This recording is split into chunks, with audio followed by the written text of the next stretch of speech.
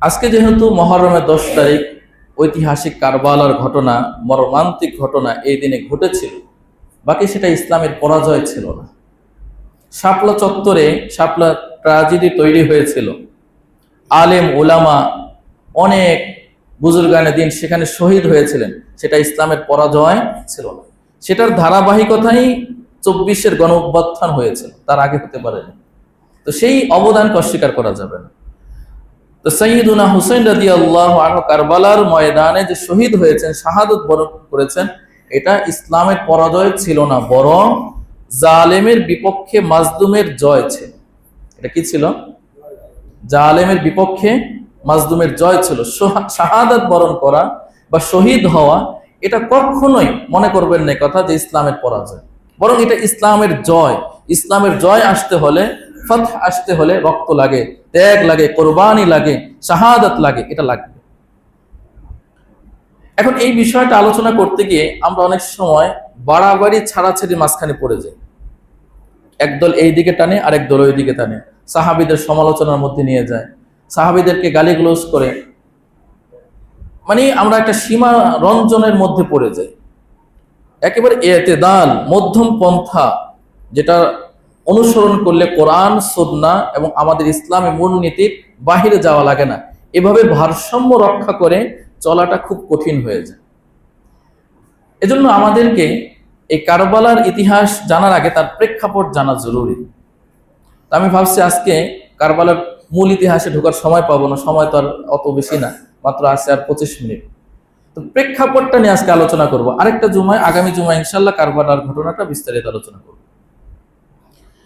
কারবালার প্রেক্ষাপট জানার আগে আমাদের যে বিষয়গুলো জানতে হবে, যে আল্লাহ রাসূল সাল্লাল্লাহু আলাইহি ওয়াসাল্লামের ইন্তেকালের পর খলিফা হয়েছিলেন কে কে, এটা তো আমরা জানি। কে খলিফা হয়েছিলেন?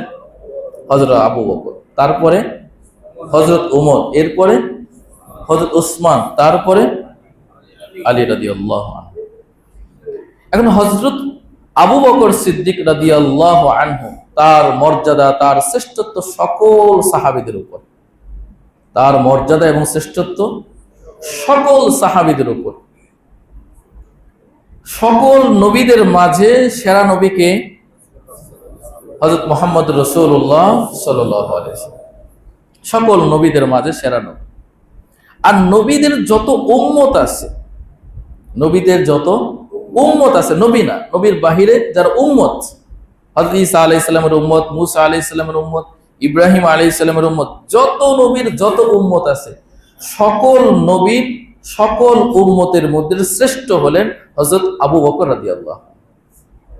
আগে মিনাল আউয়ালিন ওয়াল আখিরিন, পূর্ববর্তী পরবর্তী কিয়ামত পর্যন্ত যত মানুষ আসবে, যত মানুষ আসবে এবং যারা ইতিপূর্বে গত হয়েছেন নবী রাসূল ছাড়া, সকল মানুষের মধ্যে সেরা মানুষকে হযরত আবু বকর সিদ্দিক রাদিয়াল্লাহু। এগুলো জানতে হবে। শিয়াদের সাথে এই জায়গাগুলোতে আমাদের সংঘাত আছে।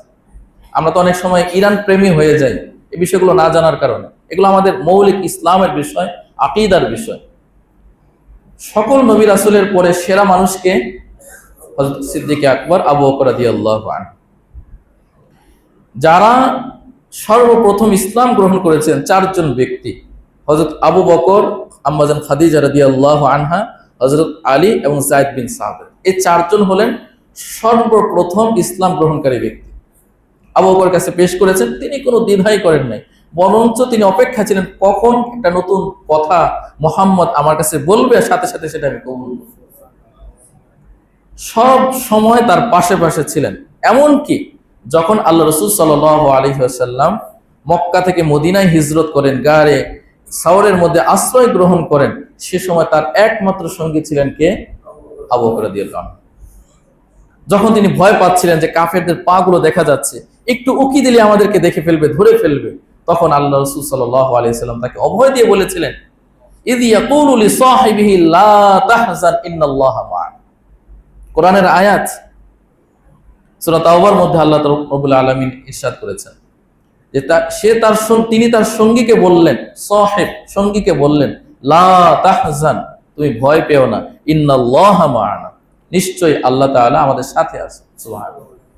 তারা উকি দেয় না, দেখছে যে মাকড়সাল জাল দিয়ে ভরপুর, সেখানে মানুষ যাবে এটা তো দূর কি বাত, তারা উকি দেয় না, নিরাপদে তারা মদিনা চলে আসছে। আল্লাহ রসুলের জীবদ্দশায় যখন তিনি অসুস্থ হয়ে পড়েন, তখন হযরত আবু বকর সিদ্দিক রাদিয়াল্লাহু আনহু আল্লাহ রসুলের উপস্থিতিতে নামাজের ইমামতি করেছেন। এটা একমাত্র তার বৈশিষ্ট্য। কার বৈশিষ্ট্য? হযরত আবু বকরের বৈশিষ্ট্য, একমাত্র তার বৈশিষ্ট্য। তাবুক যুদ্ধে যখন সকল সাহাবীরা যার যা ছিল, যে যতটুকু পারতেছিলেন অংশগ্রহণ করছেন, নুসরত করছেন তাবুক যুদ্ধের মধ্যে। হযরত ওসমান রাদিয়াল্লাহু আনহু 100 উট, 200 উট, 300 উট, 400 উট তাবুক যুদ্ধে দান করেছেন। সাইয়েদুনা ওমর রাদিয়াল্লাহু আনহু তার সম্পদের অর্ধেকটা নিয়ে আসছেন, যে আমার সম্পদের অর্ধেকটা এই যুদ্ধে আমি দিয়ে দিই। কঠিন যুদ্ধ ছিল সেটা, কঠিন সময়ের যুদ্ধ ছিল, যুদ্ধ পরবর্তীতে হয় নাই, কঠিন সময়ের যুদ্ধ ছিল। হযরত আবু বকর রাদিয়াল্লাহু আনহু আসছেন, ওনার ঘরে যা যা ছিল, কড়াই বাটি হাড়ি পাতিল বিছানাপত্র যা যা ছিল সব নিয়ে আসছে। আবু বকরকে জিজ্ঞেস করলো, আবু বকর তুমি কি আনছো? ওসমান এটা আনছে, হযরত ওমর এটা আনছে, তুমি কি আনছো? তখন হযরত আবু বকর বললেন, ইয়া রাসূলুল্লাহ, আমার ঘরে যা ছিল সব আমি নিয়ে আসছি। তো ঘরে কি রেখে আসছো? বলে আল্লাহ তার রাসূলকে রেখে আসছে। তখন হযরত ওমর বললেন, আজকেও আবু বকরকে হারাইতে পারলাম না। আবু বকরের ফজিলত বর্ণনা করলে বর্ণনায় হতে থাকবে। তো সিদ্দিকে আকবর রাদিয়াল্লাহু আনহু, তাকে সিদ্দিকে আকবর বলা হয়। আল্লাহ রসুলের ইন্তেকালের পরে, এখনো আল্লাহ রসুলের দাফন হয়নি, ইন্তেকাল হয়েছিল সোমবার, দাফন হয়েছে বুধবার। ইন্তেকালের পরে তখনও তো তিনি মদিনার সাহাবী রাষ্ট্র, মদিনা ইসলামী রাষ্ট্র প্রতিষ্ঠিত। সাকিফায়ে বনু সাঈদা, সেখানে একটা বৈঠকখানায় সর্বপ্রথম আনসার সাহাবীরা বসছেন, যে আল্লাহ রসুলের ইন্তেকাল হয়ে গিয়েছে, এখন খলিফা তার প্রতিনিধিত্ব কে করবে। সাহাবীরা পরস্পরে, আনসার সাহাবী যারা মদিনার স্থায়ী বাসিন্দা ছিলেন, তারা পরস্পরে বলা বলি করতে লাগলেন, এটা আমরাই বেশি হকদার, যেহেতু আমরা এখানে রাষ্ট্র প্রতিষ্ঠার সুযোগ দিয়েছি, আমাদের ভূমিতে ইসলামকে জায়গা দিয়েছি, মুহাম্মদ সাল্লাল্লাহু আলাইহি ওয়াসাল্লামকে জায়গা দিয়েছি, মুহাজির সাহাবীদেরকে জায়গা দিয়েছি, আমাদের স্টেট এটা, এখানে আমরাই নেতৃত্ব দিব। তা আমাদের নেতা সাদ ইবনে উবাদা, উনি খলিফাতুল মুসলিমিন হবেন। ওনারা এই পরামর্শ করতেছিলেন। এই পরামর্শের খবর হযরত আবু বকর ওমরের কাছে গেছে। তারা তৎক্ষণাৎ আবু বকর, ওমর, আবু উবাইদা ইবনুল জাররাহ, তিনজন বড় বড় বিখ্যাত সাহাবী তৎক্ষণাৎ সেখানে এসে পৌঁছেছে। কারণ এখানে কিছু ব্যাপার তো আছে, আনসারীরা খলিফা হলে সারা আরব তাদের খেলাফত মেনে নিবে না, প্রভাবের ব্যাপার আছে। এখন আমাকে যদি এই এলাকার নেতা মানায়া দেন, সবাই কি মানবে? মানবে না। ইমাম হওয়া এক জিনিস, নেতা আরেক জিনিস, সেটার জন্য আলাদা বৈশিষ্ট্য, এলাকায় প্রভাব থাকা, অন্যান্য গুণাবলী থাকতে হবে তার।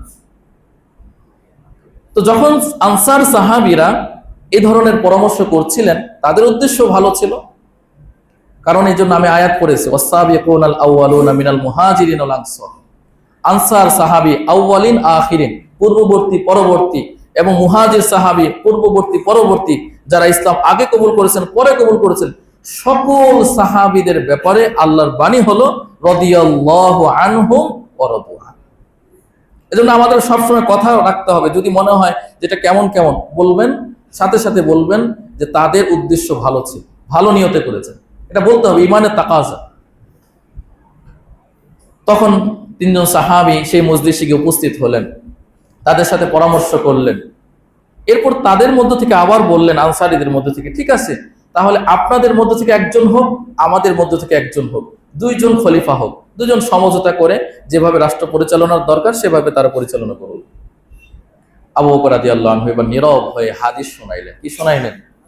আল আইম্মাতু মিন কুরাইশ, আল আইম্মাতু মিন কুরাইশ, ইমাম হবে কুরাইশ বংশ থেকে, আল্লাহ রাসূল বলে গেছেন। এই হাদিস যখন সকলে শুনছেন আর দ্বিতীয় বাক্যটি উচ্চারণ করেন, সকলে নীরব হয়ে গেছে। ইমাম হবে কোন গোত্র থেকে? কুরাইশ বংশ থেকে। সকলে নীরব, নিশ্চুপ হয়ে গেলেন। তখন আবু বকর রাদিয়াল্লাহু আনহু বললেন, এই যে শ্রেষ্ঠ দুইজন কুরাইশের ব্যক্তি উপস্থিত তোমাদের সামনে, একদিকে হলো ওমর, আরেকদিকে আবু উবাইদা ইবনুল জাররাহ, তোমরা এই দুইজন থেকে যাকে খুশি তাকে ইমাম হিসেবে গ্রহণ করে তার হাতে বায়াত নিয়ে নাও। তখন হযরত ওমর দেখলেন গতি তো আরেক দিকে চলে যাচ্ছে।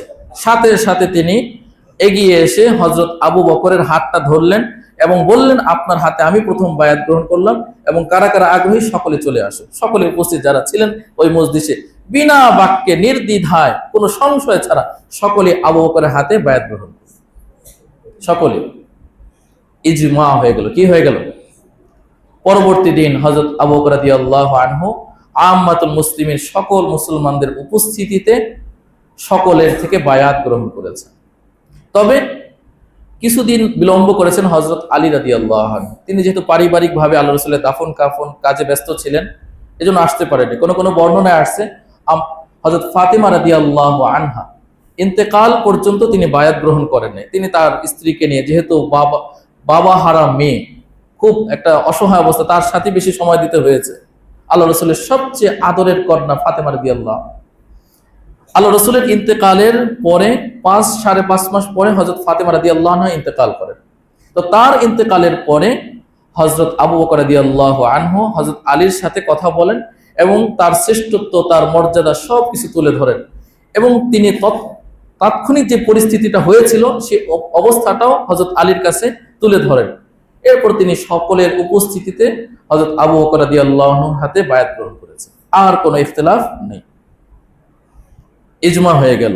2 বছর 3 মাস পর্যন্ত এইভাবে খেলাফত চলতে লাগলো। এরপরে খলিফা হলেন কে? হযরত ওমর রাদিয়াল্লাহু আনহু। হযরত ওমর রাদিয়াল্লাহু আনহু খলিফা হন 13 হিজরিতে। হযরত আবু বকর খলিফা হয়েছিলেন 11 হিজরিতে, আল্লাহ রাসূলের ইন্তেকালের পর 11 হিজরিতে আল্লাহ রাসূল ইন্তেকাল করেছেন।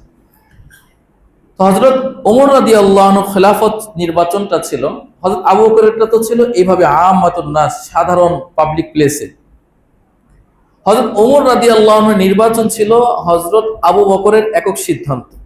তিনি সকলের সাথে পরামর্শ করেছেন এবং নিজের মতামত ব্যক্ত করেছেন যে আমি বর্তমান যে পরিস্থিতি, ইসলামী সাম্রাজ্যের যেই বিস্তার লাভ করেছে, অনেক দুষ্কৃতি পরায়ণ এর মধ্যে ঢুকে পড়েছে, সবাইকে দমন করার মতো সামর্থ্য ওমরের মধ্যে আছে। এখন শক্তিও দরকার, আবার একদিকে যেমন শক্তি দরকার, ঠিক অপর দিকে দুনিয়া বিমুখ আল্লাহ ওয়ালা পরহেজগার দরকার, সেটা হযরত ওমরের মধ্যে আছে। তো তিনি যখন আহলুল হল্লি ওয়াল আকদি, এটা ইসলামী পরিভাষা, যারা যারা মজলিসে শুরার, মজলিসে আমেলার দায়িত্বশীল নেতৃবর্গ সাহাবীরা, তাদের সাথে যখন পরামর্শ করলেন, তখন সকলেই হযরত আবু বকরের রায়কে সমর্থন করেছেন যে হ্যাঁ, তিনি হতে পারেন। হযরত আবু বকর রাদিয়াল্লাহু আনহু ওসমানকে ডাকলেন। ওসমান রাদিয়াল্লাহু আনহু বললেন, আমার এই ওসিয়ত তুমি লিখে রাখো। হযরত ওসমান রাদিয়াল্লাহু আনহু আবু বকরের নির্দেশে এই ওসিয়ত লিখে রাখলেন যে তার ইন্তেকালের পরে খলিফা হবেন হযরত ওমর রাদিয়াল্লাহু আনহু। তো এটা একটা নির্বাচন পদ্ধতি, যে কোনো খলিফা যদি মনে করেন যে আমার পরে খলিফা হবে অমুক, এটা যদি উনি জনকল্যাণে, জনগণের ম্যান্ডেট বুঝে যে না এটা দরকার, সেটা তিনি করে যেতে পারেন। এটাও ইসলামে নমুনা আছে, এটা ইসলামে নমুনা আছে, হযরত আবু বকর রাদিয়াল্লাহু আনহু যেটা করেছে। এরপরে হযরত ওমর রাদিয়াল্লাহু আনহুর ঘটনা আসতেছে, মানে আমি খুব সংক্ষেপে স্কিপ করে যাচ্ছি, মূল ঘটনা কোন জায়গায় গিয়ে ঠেকতেছে, কারবালার প্রসঙ্গটা কেন আসতেছে। হযরত ওমর রাদিয়াল্লাহু আনহু দীর্ঘ 10 বছর খেলাফতের দায়িত্ব পালন করেছেন। কত বছর? 10 বছর। 13 থেকে 23 হিজরিতে হযরত ওসমান রাদিয়াল্লাহু আনহু খলিফা হন। ওসমান রাদিয়াল্লাহু আনহু কিভাবে হলেন এটাও জানতে হবে আমাদের। এখানে সাথে কারবালার সূত্র ওতপ্রোতভাবে জড়িত আছে। হযরত ওমর রাদিয়াল্লাহু আনহু তিনি কিন্তু শহীদ হয়েছিলেন। এই শাহাদাতের দরজা শুরু হলো। হযরত ওমর, হযরত উসমান, হযরত আলী, হযরত হাসান, হযরত হুসাইন, এ সবাই শহীদ হয়েছে। হযরত হুসাইন রাদিয়াল্লাহু আনহু শহীদ হয়েছেন 20 পানে, সরাসরি হন নাই, 20 পান করে তাকে শহীদ করা হয়েছে। হযরত ওমর রাদিয়াল্লাহু আনহু প্রায় সাহাবীদেরকে জিজ্ঞেস করতেন ফিতনা সম্পর্কে, শেষ জামানার ফিতনা সম্পর্কে জানতে চাইতেন। একদিন সাহাবীদের মজলিসে ফিতনা সম্পর্কে জিজ্ঞেস করলেন।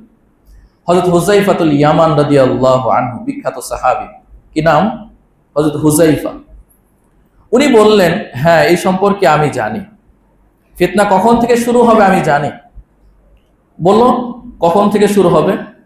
তখন হুযায়ফা রাদিয়াল্লাহু আনহু বললেন, আন্না হুনাকা বাবান মুগলাকা, ফিতনা যে আসবে, আসার জন্য যে একটা ওয়ে লাগবে, সেই ওয়েটা বন্ধ করে আছে একটা দরজা।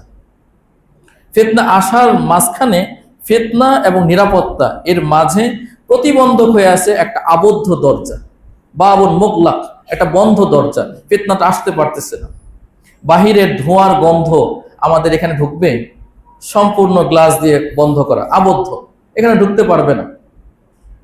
তো ঠিক তেমনি ভাবে ইসলামী খেলাফতের মাঝে, মুসলিম উম্মার মাঝে ফিতনা ঢুকতে পারতেছে না, একটা দরজা বন্ধ করা। ওই দরজাটা যদি খুলে যায় তাহলে ফিতনা ঢোকা শুরু করবে। হযরত হুযায়ফা রাদিয়াল্লাহু আনহু বললেন, আন্না হুনাকা বাবান মুগলাকান, এই ফিতনাকে আবদ্ধ করে রাখছে একটা আবদ্ধ দরজা। তখন উনি আবার জিজ্ঞেস করলেন, সেই দরজাটা কি স্বাভাবিকভাবে খোলা হবে না ভেঙে ফেলা হবে? কারণ ফিতনা তো আসবে, ফিতনাকে তো রুখতে পারবে না, কিয়ামত তো হবে। দরজা দিয়ে তো ফিতনাটাকে আটকে রাখা হয়েছে, কিন্তু সেই দরজাটাকে ভেঙে ফেলবে, ভেঙে তারপরে ফিতনাটা ঢুকবে, না স্বাভাবিক নিয়মে দরজা খোলা হবে এরপরে ফিতনা ঢুকবে? হযরত ওমর জিজ্ঞেস করলেন হুযায়ফা রাদিয়াল্লাহু আনহুকে, কারণ তিনি আল্লাহ রাসূল থেকে হাদিস জানতেন, এই হাদিসটা ওমর শুনেন না। তখন হযরত হুযায়ফা রাদিয়াল্লাহু আনহু বললেন, বাল ইউকসার, বরং সেই দরজাটাকে ভেঙে ফেলা হবে। সেই দরজাটা কি করা হবে? আর সেই দরজাটা হলেন হযরত ওমর রাদিয়াল্লাহু আনহু। সেই দরজার নাম কি? হযরত ওমর। মানে তাকে হত্যা করা হবে, সেই ইশারা করা হচ্ছে। সেই দরজা, ফিতনা আসতে বাধা দিচ্ছেন কে? হযরত ওমর। ওমরের জাত, ওমরের সত্তা, ওমরের উপস্থিতি ফিতনাকে বাধা দিচ্ছে, আসতে পারতেছে না। ওমরের উপস্থিতির কারণে, ওমরের ব্যক্তিত্বের কারণে, ওমরের যে আল্লাহ রাব্বুল আলামিন খোদা ভীতি, তাকওয়া, পরহেজগারি, তার যে ব্যক্তি সত্তা আল্লাহ দিয়েছিলেন, শখসিয়ত, এর কারণে ফিতনা আসতে পারতেছে। কিন্তু এই ফিতনার দরজাটা কি করা হবে? আসার জন্য, উন্মুক্ত করার জন্য এটাকে ভেঙে ফেলা হবে। তো ঘটনা কি ঘটলো? হযরত মুগীরা বিন শুবা, বিখ্যাত একজন সাহাবী, কি নাম তার? মুগীরা বিন শুবা।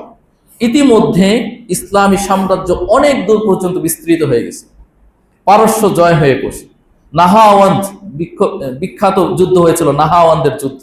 এই যুদ্ধে আল্লাহ রাব্বুল আলামিন মুসলিম উম্মাকে বিজয় দান করেছেন। অনেক যুদ্ধবন্দী মদিনায় চলে আসছে পারস্য থেকে, অনেক অগ্নিপূজক। পারসিকরা ছিল, যা বর্তমান ইরান, এই সমস্ত অঞ্চলগুলো, পারসিকরা ছিল অগ্নিপূজক। তো তাদের মধ্যে একজন ব্যক্তি মুগীরা বিন শুবার অধীনে দাস হিসেবে গ্রহণ করেছিল। তার নাম হলো আবু লু'লু। কি নাম? আবু লু'লু। এই ব্যক্তি দাসত্ব গ্রহণ করেছিল হযরত মুগীরা বিন শুবা রাদিয়াল্লাহু আনহু। তো এই লোক, সে হাদ্দাদ, কর্মকার ছিল, ছুরি বানাইতে পারতো, চাকু ইত্যাদি গুলো বানাইতো। তো সারাদিন কাজ করতো, সেখানে যা উপার্জন হতো 2 দিরহাম হযরত মুগীরা বিন শুবা, অর্থাৎ তার মুনিবকে প্রতিদিন পরিশোধ করত।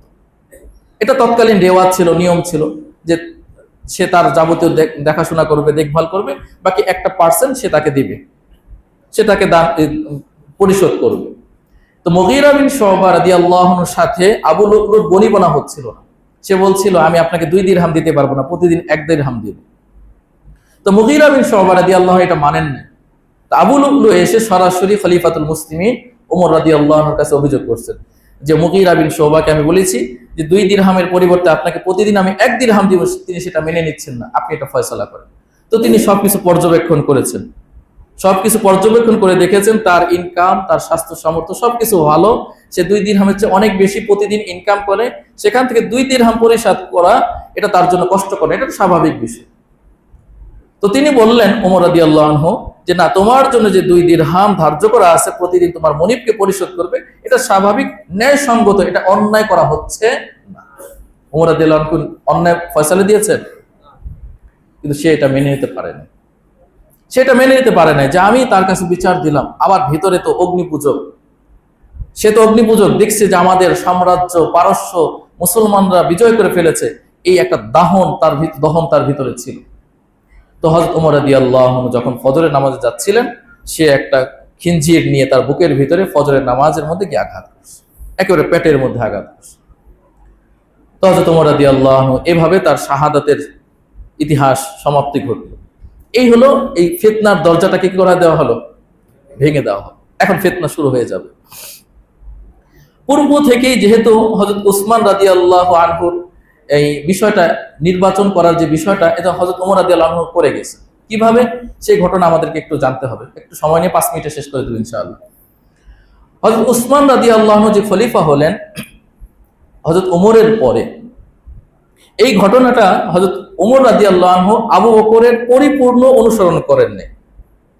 আবু বকর রাদিয়াল্লাহু আনহু যেমন একেবারে ব্যক্তি ধরে হযরত ওমরকে ধরে খলিফা বানিয়ে দিয়েছেন, যে না তুমিই খলিফা হবো, অন্য কেউ না। এটা করেছেন কে? হযরত আবু বকর। হযরত ওমর রাদিয়াল্লাহু আনহু এই জায়গায় একটু ভিন্ন পন্থা অবলম্বন করেছেন। উনি তার জীবদ্দশাতেই 6 জন বিখ্যাত সাহাবীকে নির্বাচন করেছেন। কয়জন? 6 জন বিখ্যাত সাহাবী।